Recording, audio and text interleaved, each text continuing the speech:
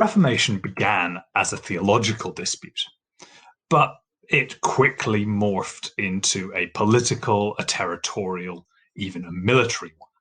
And so it seemed obvious for a long time that one way to describe it is by using maps. Textbooks, online resources are full of maps like this one. Very useful they are too.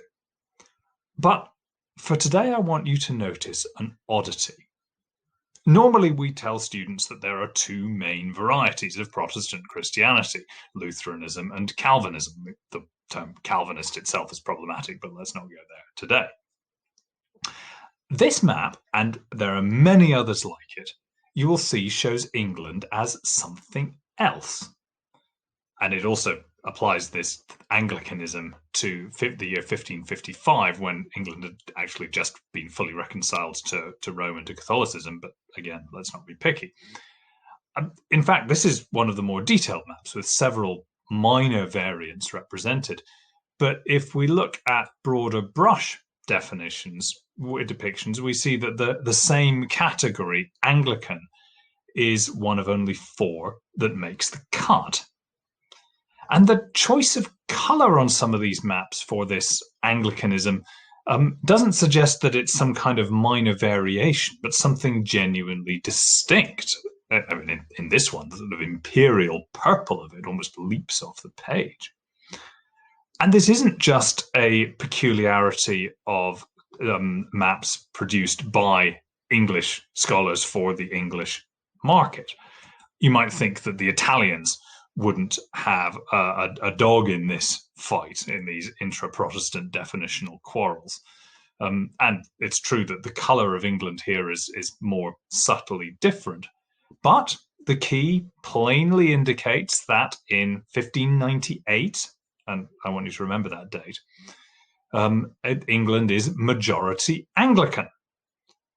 Even the Russians, who really are spectators in this drama, mark England out as special and describe its people as Anglicanistva.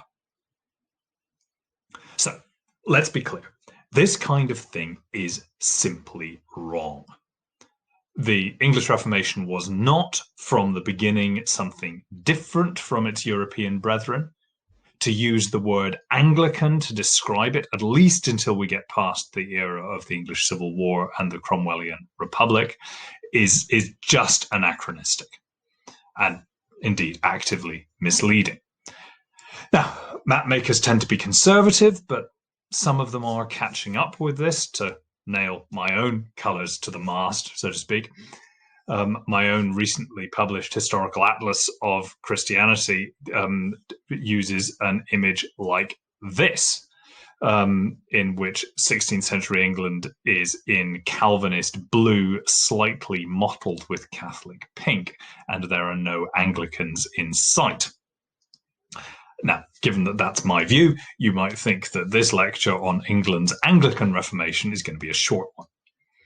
But in fact, it's the very fact we're dealing with a phenomenon that can't be neatly depicted on a map that I think makes this interesting. In 1991, an up-and-coming English church historian named Dermot McCulloch, who, in the interest of full disclosure, I should say, was my own doctoral supervisor a few years afterwards. Anyway, in 1991, he published an article under the teasing title, The Myth of the English Reformation. Teasing, because the title seems to suggest that the English Reformation was a myth, but the first line makes it plain. The myth of the English Reformation is that it didn't happen, or that it happened by accident rather than design, or that it was half-hearted and sought a middle way between Catholicism and Protestantism. And this myth, as he points out, isn't an abstract historical proposition, but it is a claim about the identity and nature of the institution that we call the Church of England. It's a claim that from the beginning of the English Reformation, the established Reformed Church in England had a distinctively English quality, which set it apart from its continental counterparts. And those qualities were characterized by moderation, dignity, a desire to find a middle way between competing extremes. It was, in a word, Anglican. To be clear, this is indeed a myth, but like many myths, it has some foundation in fact, and it also has a stubborn persistence which almost conjures the myth into reality. So, how this turned into this in the way we tell the story. That's our subject for today. Okay, some ground clearing first. The word Anglican was not widely used to describe the distinctive Christianity of the Church of England until after the Restoration of 1660, and even slowly then. The first recorded use of the word with this meaning was in, as our Italian map coincidentally guessed, 1598. And it was used by, of all people, King James VI of Scots, who 5 years later was going to become King of England. At this point, he was reassuring his suspicious Presbyterian subjects that although he did favour bishops in the Scottish Church, that need not mean what he called papistical or Anglican bishoping. Over the next few decades, most of the recorded uses of the A word are again by Scots, using it to refer specifically to England's bishops. The implication is that England's religion is a sort of decaffeinated version of Catholicism. So this is an outsider's word for the phenomenon, and it's one that doesn't really catch on. We could compare it to the way another set of outsiders spoke about the subject. That is English Catholics, who of course wanted to deny that the religion by law established in post-Reformation England truly was that of the Church of England.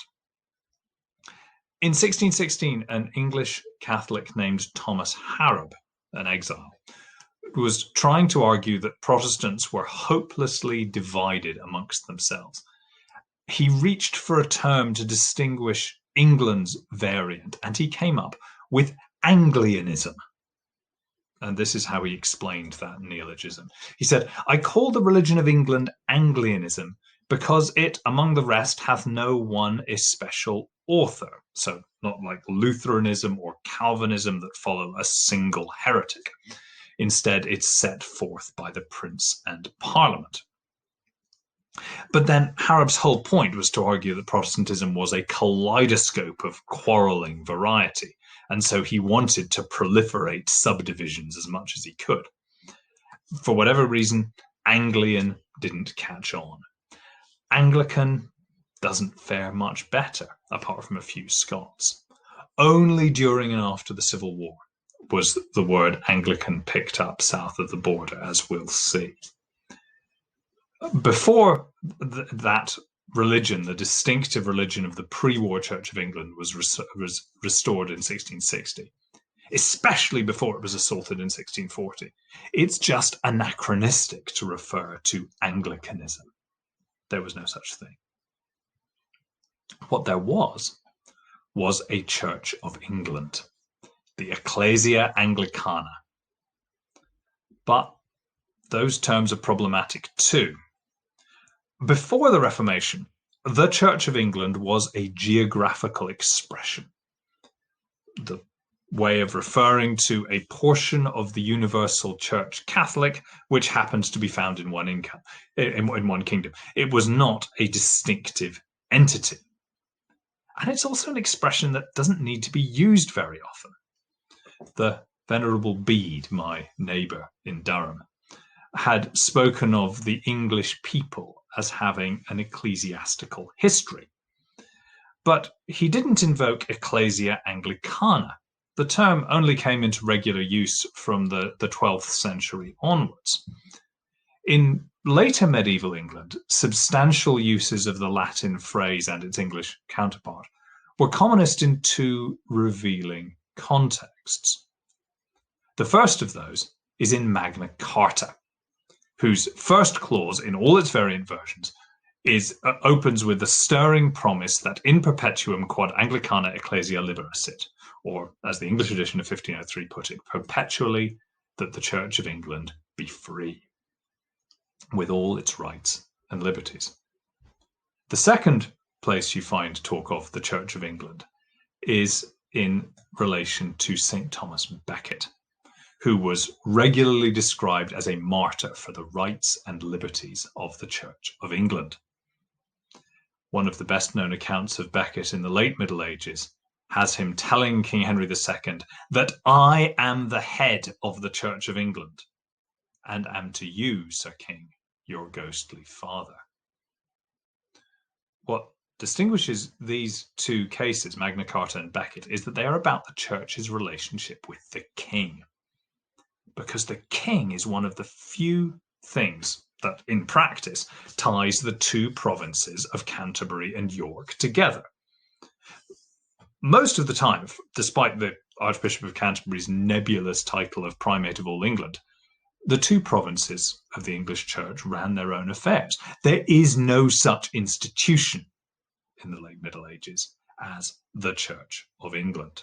It was therefore of necessity a king who conjured it into a more tangible existence. At the same time as Henry VIII began to revile the Pope as merely the Bishop of Rome, he and his agents also began to talk continually of the Church of England. It was a little noticed stroke of rhetorical genius. The category was traditional, it was hard to dispute, but it immediately freighted religious questions with nationalism and with politics. The Pope's denial of Henry VIII's claims was, on this reading, not a dispute between the successor of St. Peter and a grasping, tyrannical and adulterous layman. It was between a scheming Italian and an honest Englishman. If faced with such a choice between loyalty to the Church of England or the Church of Rome, what faithful English subject would even hesitate? Traditionalists arrested in England during the 1530s might be asked by the king's agents who they believed was the head of the Church of England. To give any other answer than the King of England sounded not like the universal faith, but like treason. Henry VIII's regime was insisting that preachers should conform to what they called the consent and laudable custom of the Church of England.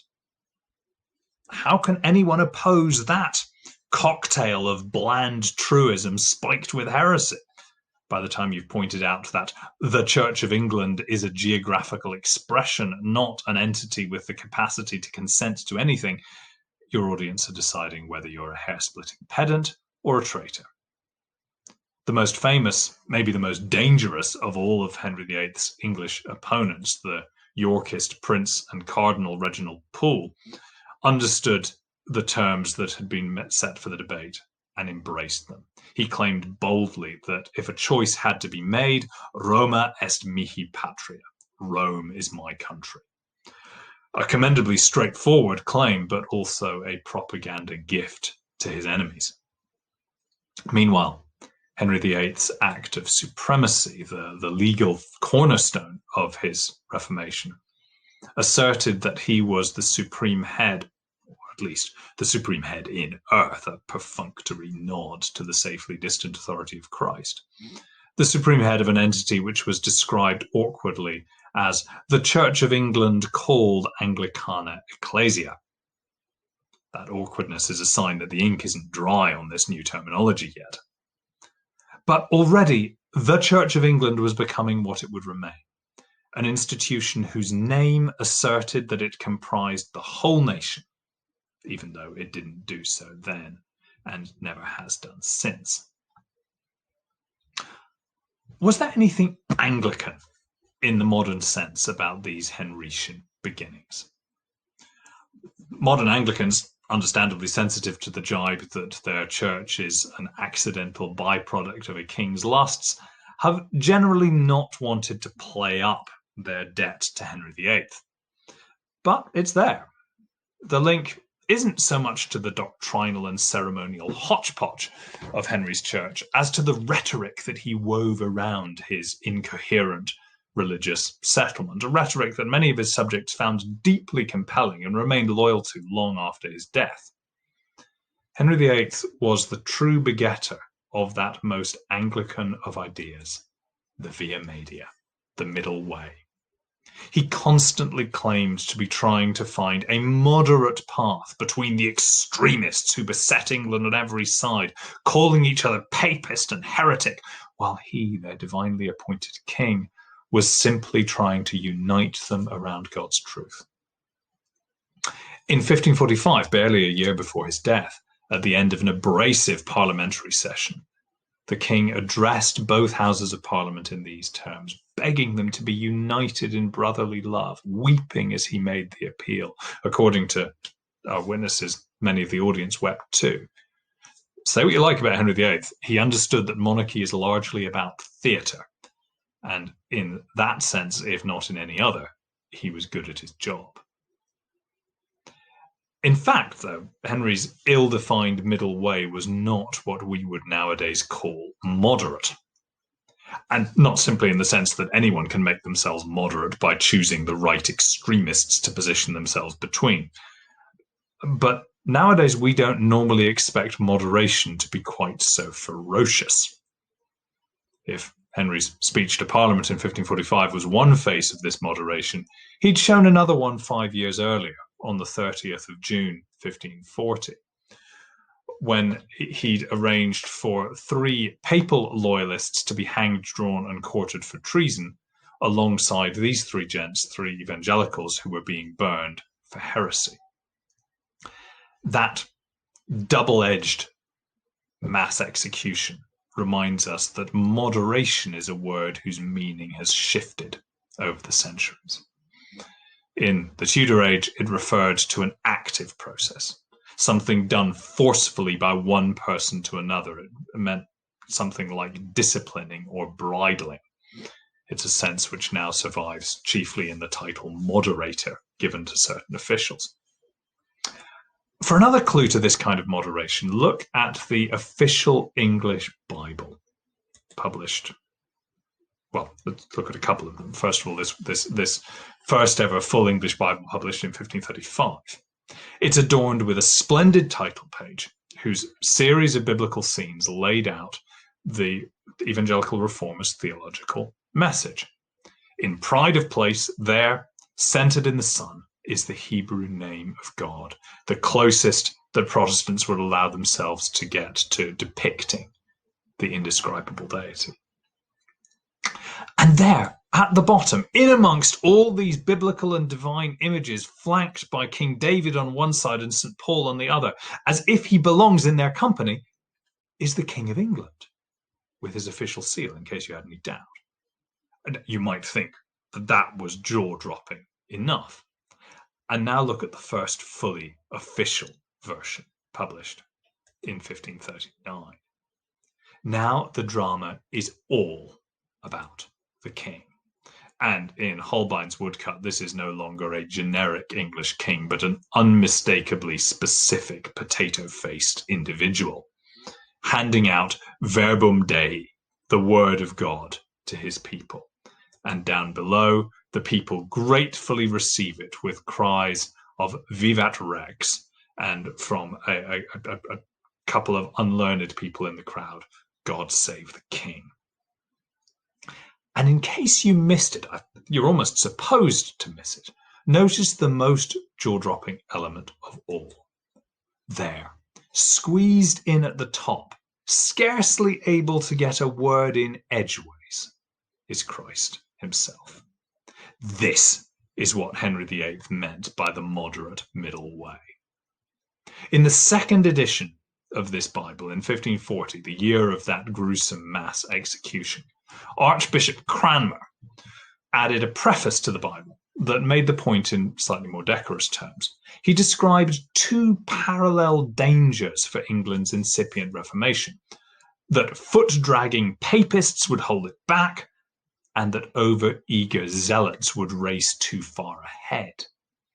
Keeping the country together, preferably in lockstep, was his priority. And that same principle informed the Book of Common Prayer, which is a text suffused with talk of national unity, of spurring laggards, bridling enthusiasts. In other words, as you can tell, I'm pretty wary of all this moderation talk. The person who claims to be moderate is all too often the person who is telling you to calm down and be reasonable. At the same time, they're up to their elbows in your own blood. Henry VIII and even more Edward VI's regimes exuded quiet reasonableness in order to distract attention from the revolutionary change that their commissars were enforcing. But despite my wariness, I do have to admit that all this moderation was not merely smokescreen. The Reformation was genuinely pregnant with radical possibilities, which Archbishop Cranmer and his allies were determined to abort. Edward VI's regime executed no Catholics for loyalty to the papacy. Actual rebels were a different matter. But it did burn 2 Protestant radicals for heresy. Virtually all of Edward's leading propagandists wrote works against Protestant radicalism of one kind or another. The zealots straining at the leash were sometimes useful outriders for the regime, but those who ventured too far ahead were liable to be brought back firmly into line. John Hooper, who spent the early 1540s in exile in Zurich and became one of the Edwardian Reformation's most forceful defenders, was given the strategic twin bishoprics of Worcester and Gloucester. But when he was due to be consecrated as a bishop, he refused to wear the traditional vestments. He saw them as popish rags redolent of superstition. And he was thrown into prison by the regime that had just appointed him as bishop until he reluctantly agreed to conform. Hooper would later be burned as a heretic by Queen Mary, and his Victorian evangelical admirers erected a statue to him in the grounds of his old cathedral at Gloucester, a statue in which, rather unfortunately, he's dressed in the vestments that he so loathed. The point of this spat over vestments wasn't that Edward VI or Archbishop Cranmer or those at the heart of the regime placed any particular value in vestments themselves. What they valued was discipline and unity, and they were wary of the idealists who listened to their individual consciences above the collective voice of the English Church. To some extent, that's just pragmatism, but there's a more principled side to the story too.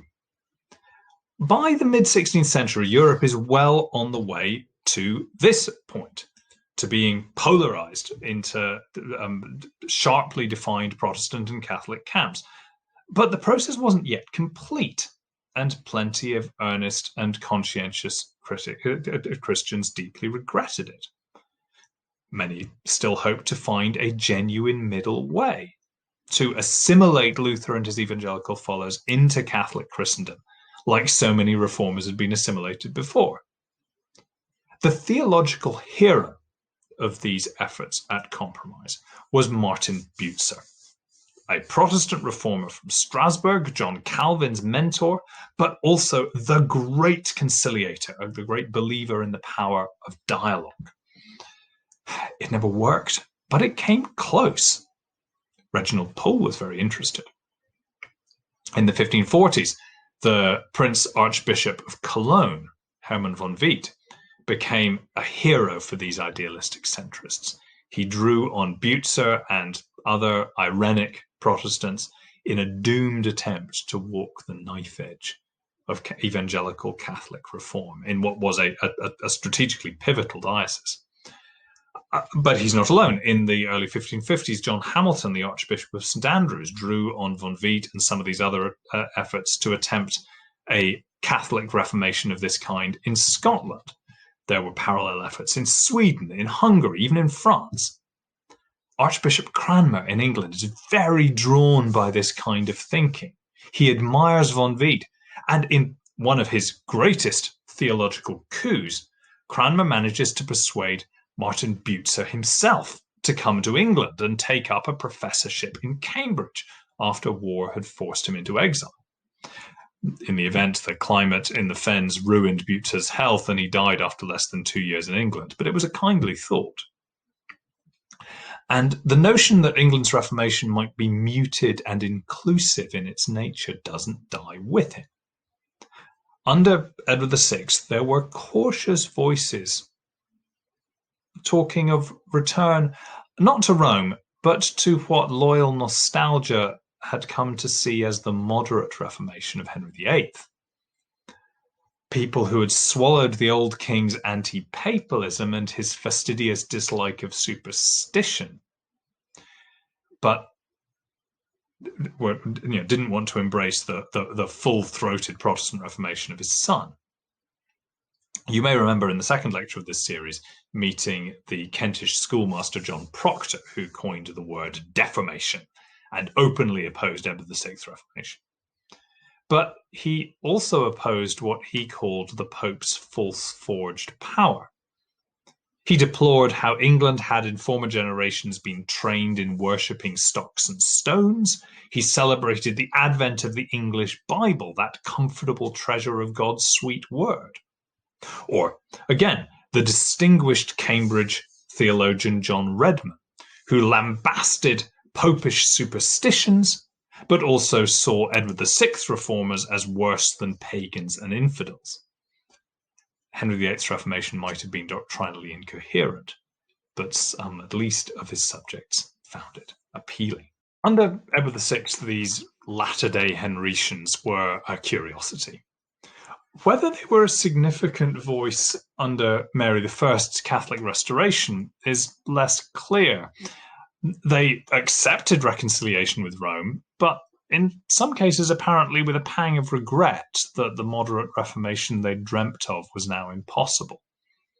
Or at least they thought it was. It's in 1558-9 that the moment arrives for these reluctant reformers, because now they had a queen who was at least partly on their side. Elizabeth I was a Protestant, but of a distinct and rather old-fashioned kind. Idiosyncrasies on her father's scale were impossible by this time. The religious battle lines had been much too sharply drawn. But she did her best. It was unusual for a Protestant queen to dislike married clergy, to cherish choral music, and to keep a crucifix in her private chapel. Her adamantine refusal to allow further changes to her religious settlement after 1558-9 was a political decision. She was painfully conscious of the risks of alienating her more conservative subjects. She was equally aware that her Puritan subjects would take a mile if they were given an inch, and the more she was pressed to give ground, the less inclined she was to do so. But it's also a matter of personal taste. A dignified, ceremonial form of Protestantism, which liturgically celebrated the nation's unity rather than preaching up a storm of discordant opinions, that was what she liked. And because she was queen, she could and did impose that taste on the nation.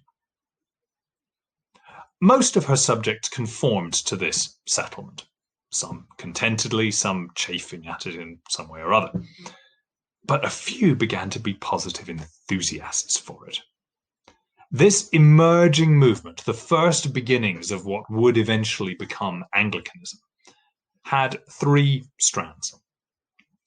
First, there's a ritual, devotional, and aesthetic strand, which has a sometimes playful, sometimes daring tendency to draw on the ceremonial resources of medieval Catholicism.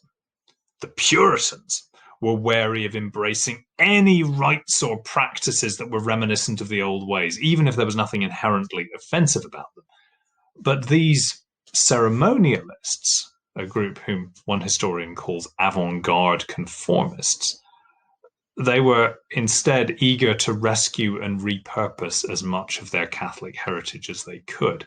And if upsetting the Puritans wasn't exactly the point of this effort, it was certainly an added bonus. This ceremonial strand of our movement was rooted not in England's thousands of parish churches, where the Protestant Reformation had had generally established itself, where organs had been dismantled and choirs disbanded and walls whitewashed.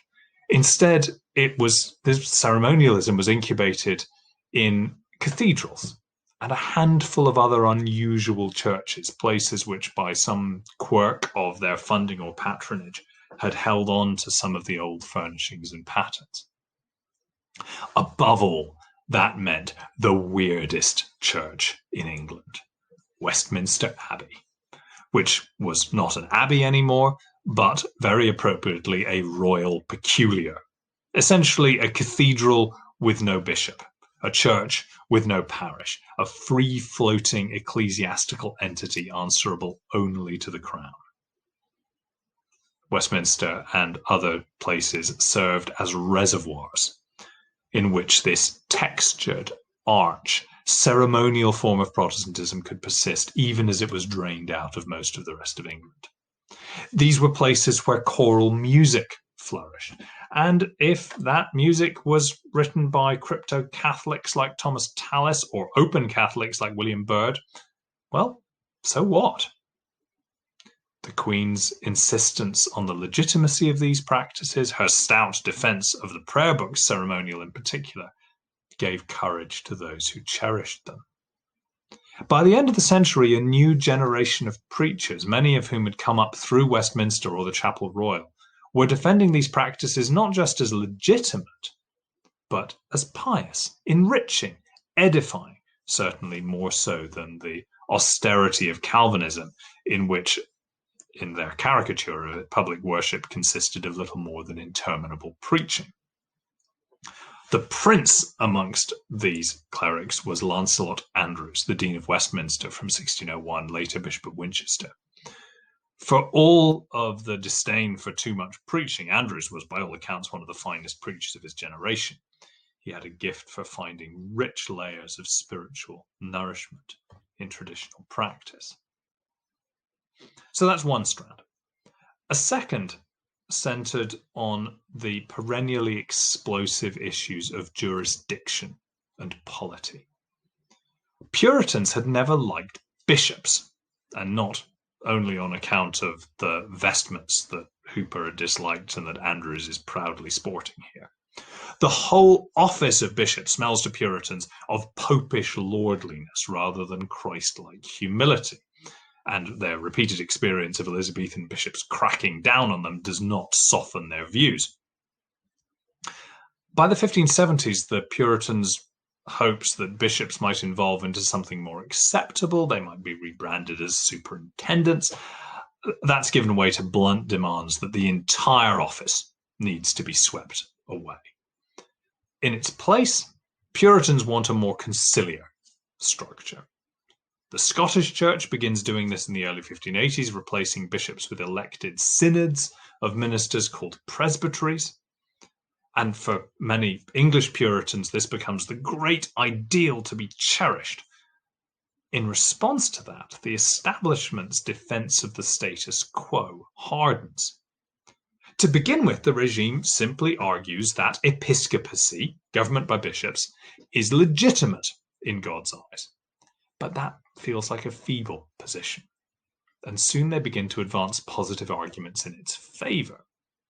And some even begin to argue, like Richard Bancroft, a future Archbishop of Canterbury himself, did in 1589, that episcopacy isn't merely the best structure of church government, but it's actually mandated by God's law. Christians not governed by bishops, in other words, most of the Protestant world, on this view are missing a vital part of God's will for his church. Now, in later centuries, this was going to become an Anglican orthodoxy, but for now, it's an outlier. Richard Hooker, who is the most enduringly influential thinker in this tradition, had a more modest view of the question. Hooker spent the decade before his death in 1600 writing his vast Laws of Ecclesiastical Polity. It's the closest thing that Anglicanism now has to a theological foundation text. And it's characteristic of what Anglicanism would become that this is not, as its title suggests, a book of systematic theology. It's one of law and of structure. Amongst many other things, Hooker argued that episcopacy was the best possible system of church government, but not the only legitimate one. He's not willing to anathematize his bishopless brethren elsewhere in the Protestant world, although he's certainly willing to tell them that his church was better ordered than theirs. For Hooker, unlike many of his later admirers, he's still operating within a self-consciously reformed Protestant framework. He's not exactly a Calvinist. His extravagant compliments for Calvin are laced with some not very well hidden barbs. But he's very much an admirer of the Reformed Church of Zurich. He insisted that Elizabeth's church stood squarely within that tradition, a tradition that the Puritans were wrongly claiming for themselves. He's Protestant, he's hierarchical, and he's proud of it.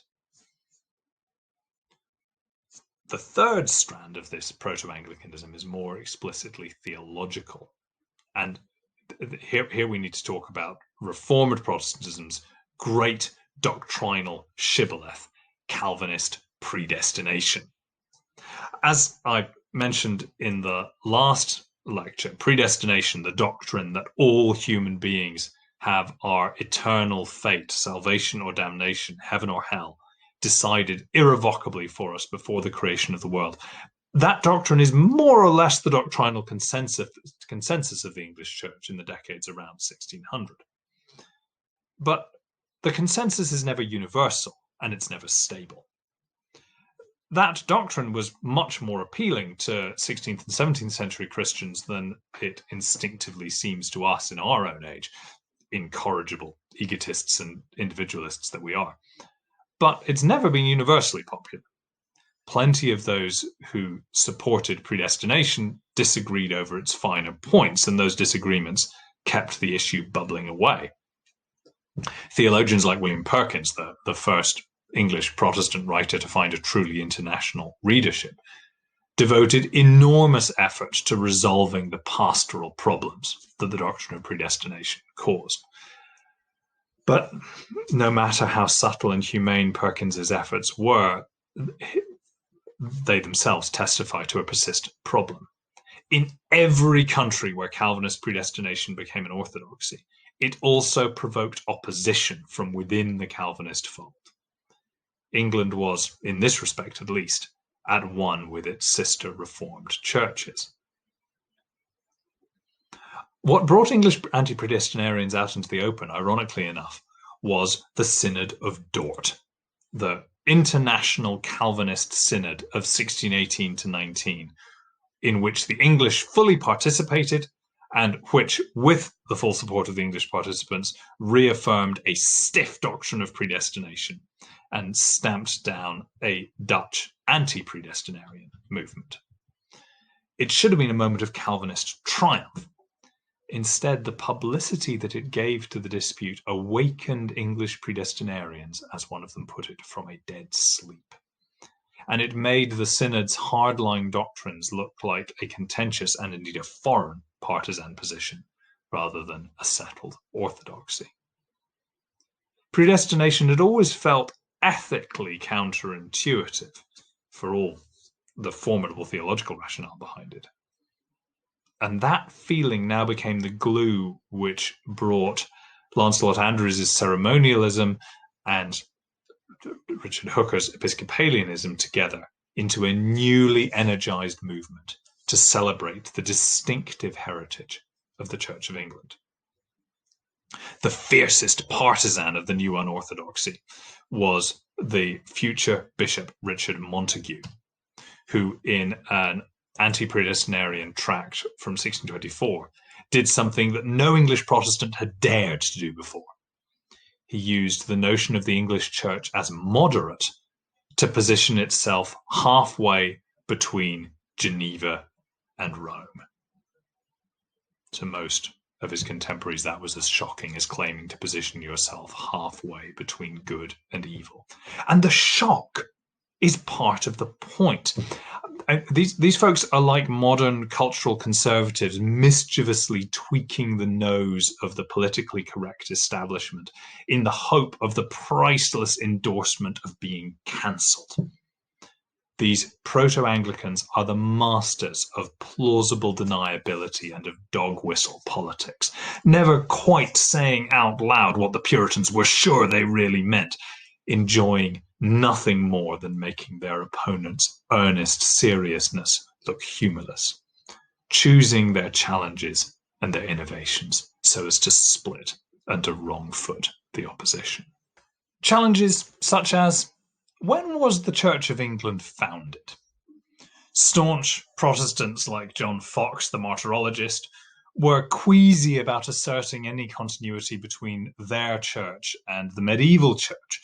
They believed that the pre-Reformation church was a synagogue of Satan, and that the flame of true Christianity in that era had been kept alive by a motley band of persecuted heretics and dissidents. But it's a tricky argument to make.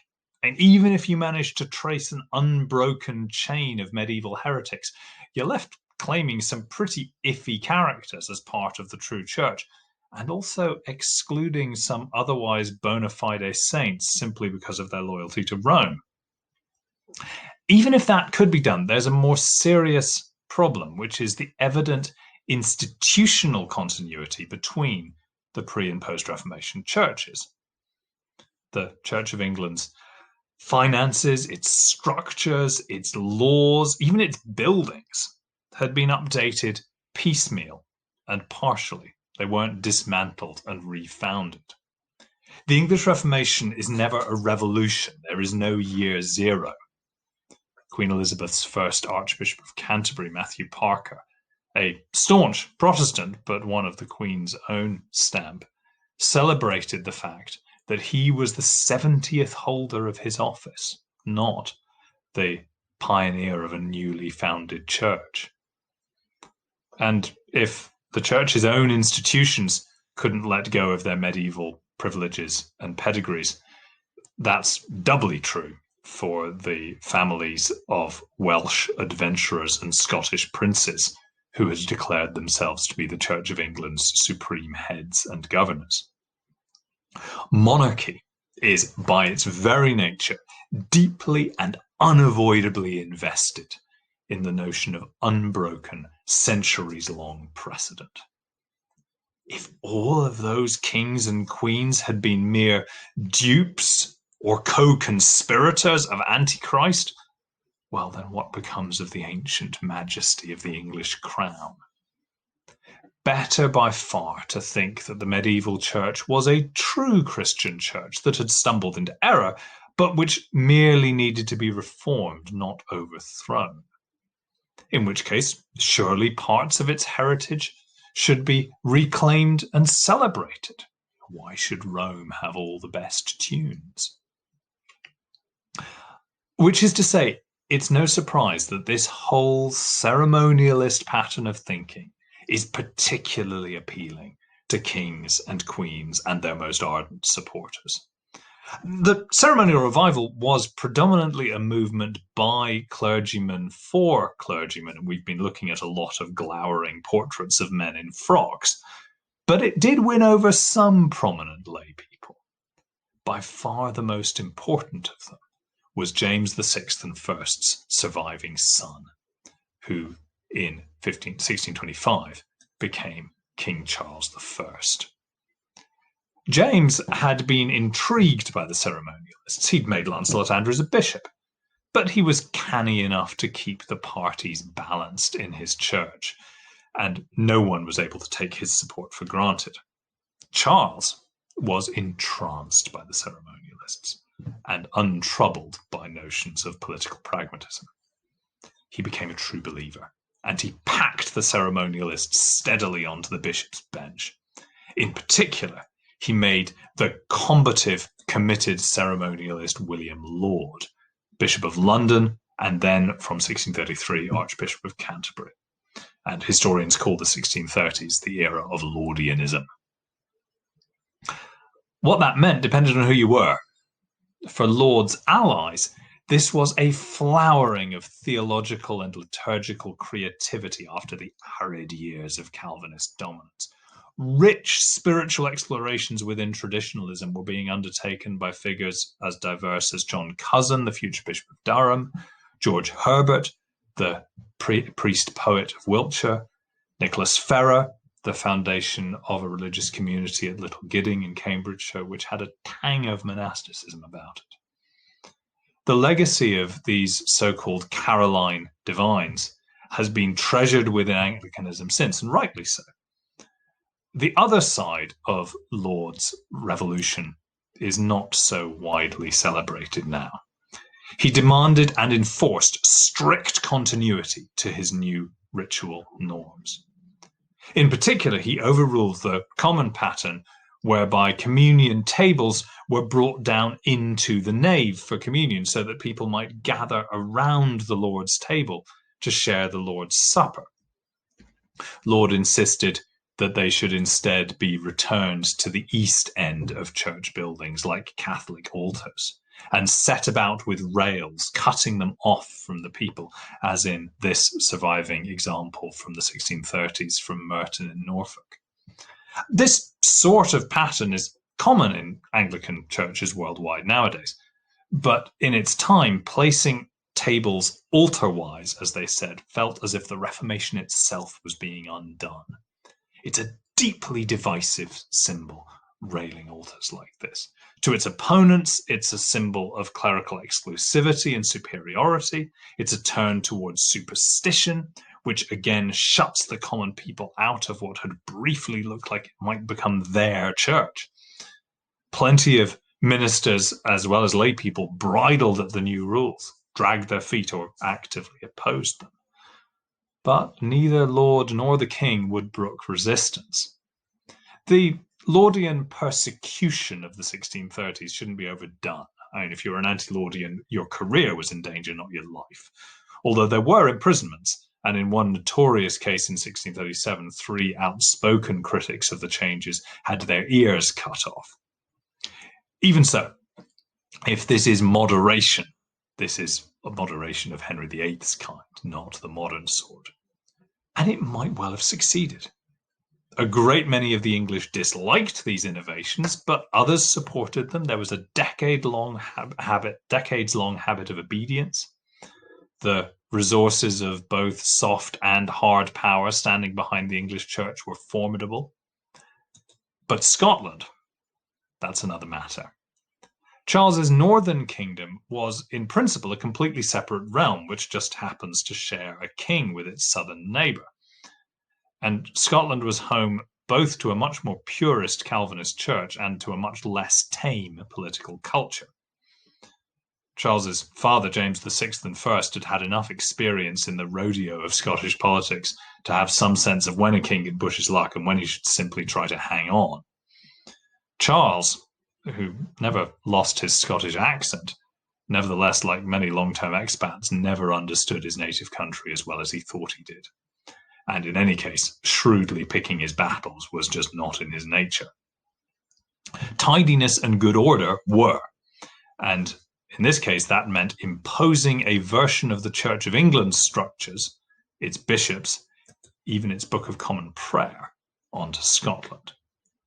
He pointedly ignored warnings and ominous rumbles about the consequence of this until the prayer book service was actually attempted in Edinburgh in 1637 with, famously, this result. Scotland erupted into open revolt, and that set in motion a chain of events which later saw Ireland rising in revolt, England descending into civil war, the victorious parliamentarians abolishing bishops and banning the Book of Common Prayer on both sides of the border, and ultimately, of course, to the parliamentary army, putting the Church of England's supreme governor on trial and cutting off his head. This catastrophe was, in fact, the making of Anglicanism. The Civil War had, in the nature of things, forced people to choose sides, and those who stood by the king needed to clarify what the religion they were defending was. they began to reach for that half-century-old Scots coinage dating back to King Charles's father, now revived by the king himself. Charles was, he declared, fighting for this most holy religion of the Anglican Church. One of the reasons why Charles, having been almost entirely politically isolated at the end of 1640, was able to muster enough support to fight a civil war only 18 months later, was that a great many English people shared this view.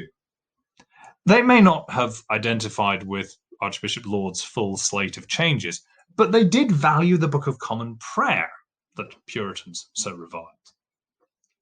That book was banned by Parliament in 1645 near the end of the war, but that law, like others from this chaotic period, is scarcely enforced.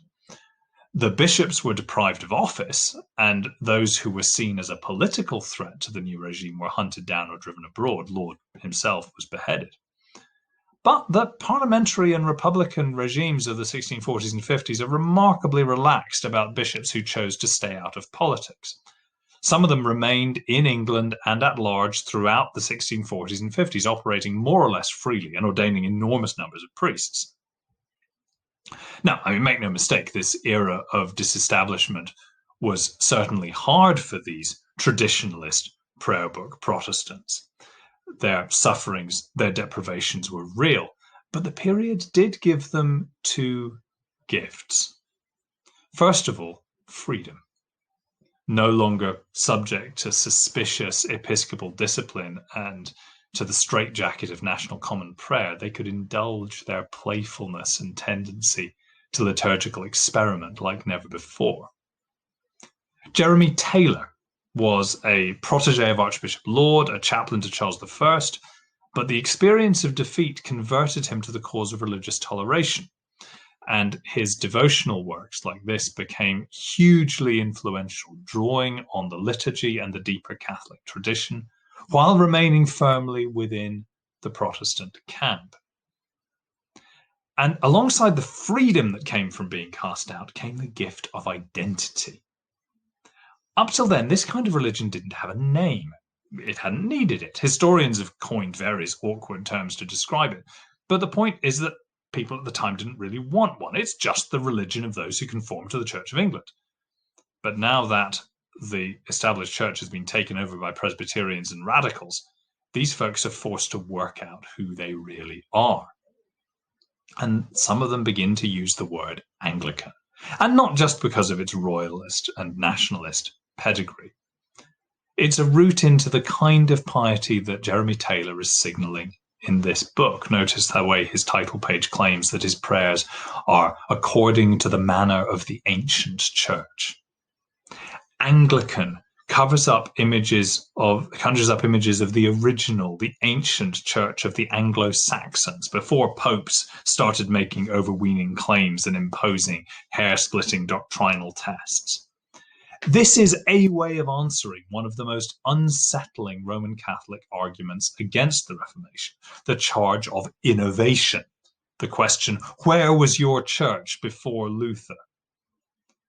To claim to be defending what the royalist preacher Henry Hammond called this Anglican, or rather ancient British church, a church which didn't need to look to Rome for its foundation, but could claim ancient dignity in its own right. This is a very appealing maneuver. So the seeds of this Anglicanism have been sown in the English Reformation from the beginning. And they had germinated periodically through the 16th and early 17th century, but always in the shade of larger and better established growths. It's the ceremonialist revival of the 1620s and 30s, immediately followed by the years of exclusion and exile in the 1640s and 50s. That's what brings it out into the open. And in that sense, we need to recognize that Anglicans are like Quakers or Baptists or Presbyterians or many others. They are simply one of the sects to emerge out of the religious crucible of the English Civil War and its aftermath. And likely that's what they'd have remained, one sect amongst many, if it hadn't been for the bizarre ending of this tale. which is that quite suddenly and very unexpectedly, between 1658 and 1660, England's republican governments collapsed. And finally, the exiled King Charles II was restored. And that king then re-established an entity which still called itself the Church of England. But it wasn't. It wasn't a unifying national church, a middle way holding the whole nation together with muscular moderation. It was instead a denomination. It was the Anglican Church in something like the modern sense of the word. And that, despite, maybe even because of its belief that it could trace an unbroken history back to Augustine of Canterbury in the 6th century. That was something new.